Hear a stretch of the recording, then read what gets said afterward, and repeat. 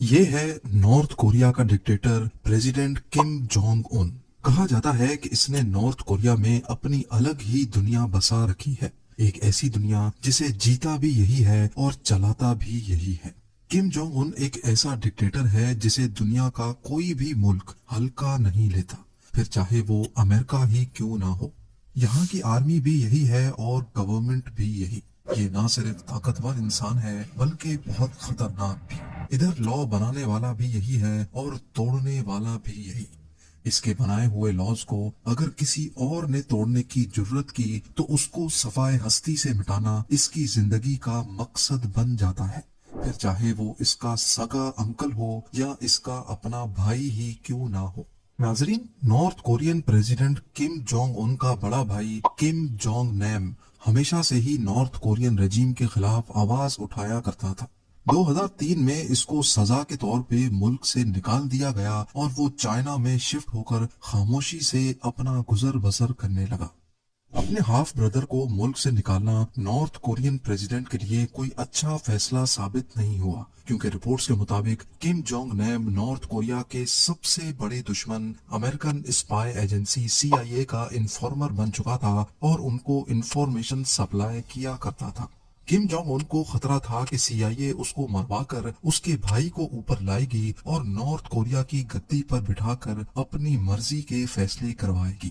लिहाजा अब ये मसला किम जोंग उन के लिए हलक की हड्डी बन चुका था, एक ऐसी हड्डी जिसको तोड़ कर निकाला जाएगा। फरवरी 13, 2017 को किम जोंग नैम कुआलालंपुर से मकाओ जाने के लिए कुआलालंपुर इंटरनेशनल एयरपोर्ट में दाखिल हुए। उनको इस बात का बिल्कुल भी इल्म नहीं था कि हथियारों का एक ग्रुप पहले से उनका एयरपोर्ट पर इंतजार कर रहा है। इस काम को अंजाम देने के लिए बहुत आला दर्जे की प्लानिंग की गई, जैसा कि मूवीज में देखी जाती है। एक कोरियन आदमी ने खुद को टीवी प्रोड्यूसर जाहिर करके दो खवातीन को ये कहकर हायर किया कि वो एक कॉमेडी शो स्टार्ट करने वाला है।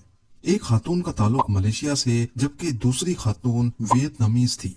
उनको बताया गया कि वो एक प्रैंक शो करने जा रहे हैं जिसमें अनजान लोगों के चेहरों पर ऑयल लगाना है और फिर एक सीक्रेट कैमरा से उनका रिएक्शन रिकॉर्ड किया जाएगा। दोनों खवातीन का कॉन्फिडेंस बनाने के लिए कई महीनों तक उन्होंने ये प्रैंक शो वाकई में शूट भी किया, जिसमें बेबी ऑयल का इस्तेमाल किया जाता था। लेकिन उन दोनों खवातीन को जर्रा बराबर भी भनक नहीं पड़ी कि ये प्रैंक एक दिन उनको ले डूबेगा।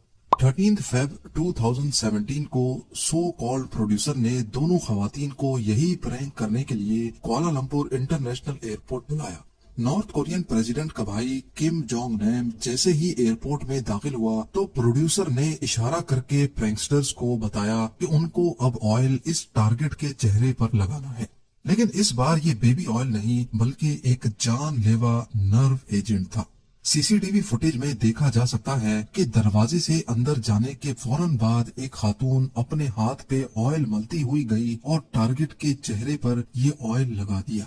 किम जोंग नैम जो इस बात से बिल्कुल बेखबर था, उसने काफी गुस्से का इजहार किया। प्लान के मुताबिक ऑयल लगाने वाली खातून हंसती हुई ये शरारत करके मौके से फरार हो गई। किम जोंग नैम वापस गेट से बाहर आया और ऑफिसर्स को इस बात से आगाह किया। ऑफिसर्स ने फौरन उसको एयरपोर्ट पर ही मौजूद मेडिकल फैसिलिटी भेज दिया। इसी दौरान ब्लैक ड्रेस और सूट केस में एक शख्स जो ये सारा मंजर देख रहा था, वो मेडिकल फैसिलिटी के बाहर आया और इस बात की तसल्ली की कि वाकई किम जोंग नैम पर ऑयल ने असर किया भी है कि नहीं। 10 मिनट के अंदर अंदर ऑयल ने अपना काम दिखाया और किम जोंग नैम ने मेडिकल फैसिलिटी में ही दम तोड़ दिया। ये VX नर्व एजेंट था जिसका एक कतरा भी अगर चेहरे पर लग जाए तो ये सांस की नाली के जरिए लंग्स में जाता है और फौरन बॉडी के नर्वस सिस्टम को अटैक करता है। इस अटैक के नतीजे में बॉडी के न्यूरोट्रांसमीटर्स बंद हो जाते हैं, यानी अब बॉडी ब्रेन से सिग्नल लेना बंद कर देती है। एक्सपर्ट्स का कहना है कि अगर नर्व एजेंट चेहरे या नाक के करीब लगाया जाए तो इंसान की जिंदगी का काउंट डाउन टाइमर स्टार्ट हो जाता है। इस परफेक्ट प्लान को अंजाम देने के पीछे कई किरदार थे जो एयरपोर्ट पर ही मौजूद थे।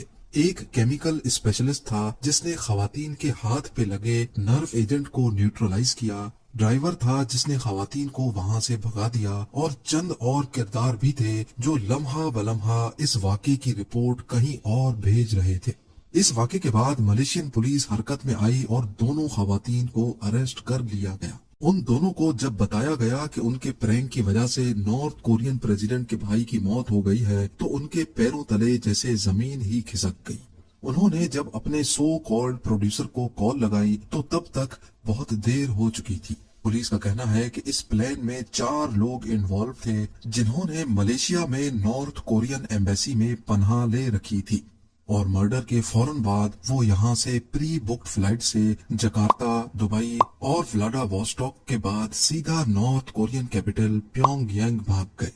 ڈرائیور، کیمسٹ اور دونوں خواتین جن کو استعمال کیا گیا تھا ان کو 2 سال جیل میں رکھنے کے بعد ملیشین پولیس نے رہا کر دیا۔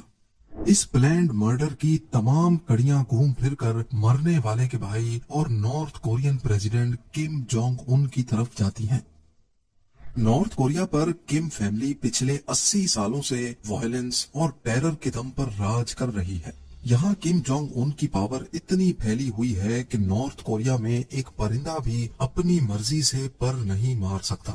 یہاں صرف پیسہ ان کے پاس ہے جو پریزیڈنٹ کے ساتھ کھڑے ہیں۔ لوکل پاپولیشن کو کنٹرول میں رکھنے کے لیے ان کو غلام بنا کر کام کروایا جاتا ہے۔ کسی نے غلطی سے بھی آواز اٹھانے کی کوشش کی یا پریزیڈنٹ کے خلاف ایک الفاظ بھی بولا تو اس کی سزا موت سے بھی بڑھ کر ہے۔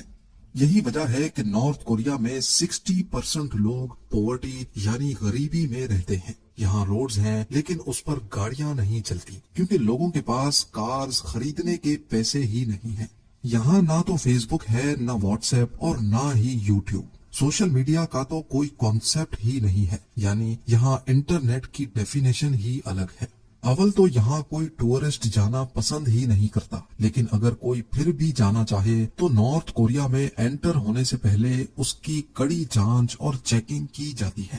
ٹورسٹ کے فون میں ایک ایک فوٹو تک چیک کی جاتی ہے۔ نارتھ کوریا کا برا امیج اگر کسی فوٹو میں بھی پایا گیا تو پورے فون کو ضبط کر لیا جاتا ہے۔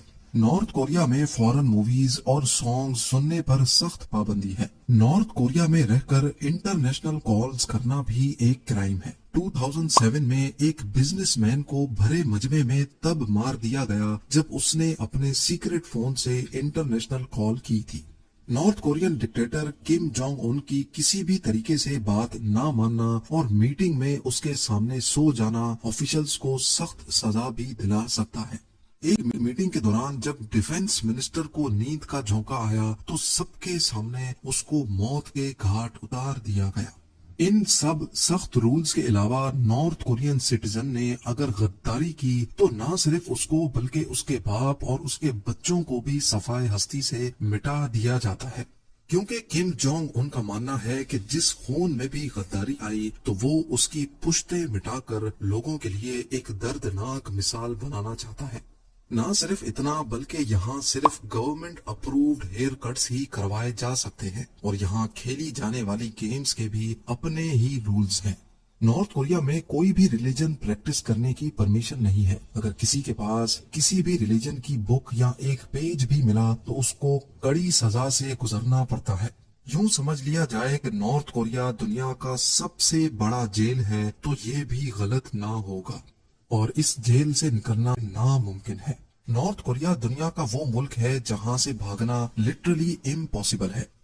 یہ ساری حقیقت جان کر ہم سب کے ذہن میں ایک سوال اٹھتا ہے کہ آخر کم جونگ ان یا اس کے باپ دادا نے اتنی سختی کیوں کر رکھی ہے؟ اس سوال کا سیدھا سیدھا جواب ہے پاور۔ جی ہاں، جب کوئی ڈکٹیٹر اپنے لوگوں پر ظلم کرتا ہے تو اس کو اچھی طرح معلوم ہوتا ہے کہ اگر میں نے اپنے لوگوں پر سے اپنا روب ہٹا دیا تو سب سے پہلے وہ میرے تخت کو اکھاڑ پھینکیں گے۔ یہی وجہ ہے کہ کم جونگ ان اپنے باپ دادا کے فٹ اسٹیپس کو فالو کر رہا ہے۔ نارتھ کوریا کی ہیومن رائٹ وائلیشنز کے خلاف کم کا سب سے بڑا دشمن امریکہ بھی کھل کر کچھ نہیں کر پا رہا، کیونکہ نارتھ کوریا ایک نیوکلیئر پاورڈ اسٹیٹ ہے۔ امریکہ یہاں فزیکل انٹرونشن تو نہیں کر سکتا، لیکن کم کا گھیرا تنگ کرنے کے لیے امریکہ نے نارتھ کوریا پر خاصی سینکشنز لگا رکھی ہیں، جیسا کہ دوسری کنٹریز نارتھ کوریا سے کسی قسم کی بھی ٹریڈ نہیں کر سکتی۔ گولڈ، منرلز، میٹلز، آئرن اور حتیٰ کہ کوئلہ بھی ان سے نہ کوئی خرید سکتا ہے اور نہ ہی ان کو بیچ سکتا ہے۔ ایک طرح سے دیکھا جائے تو نارتھ کوریا جو کچھ بھی ہے وہ بس صرف اس چار دیواری کے اندر ہی ہے۔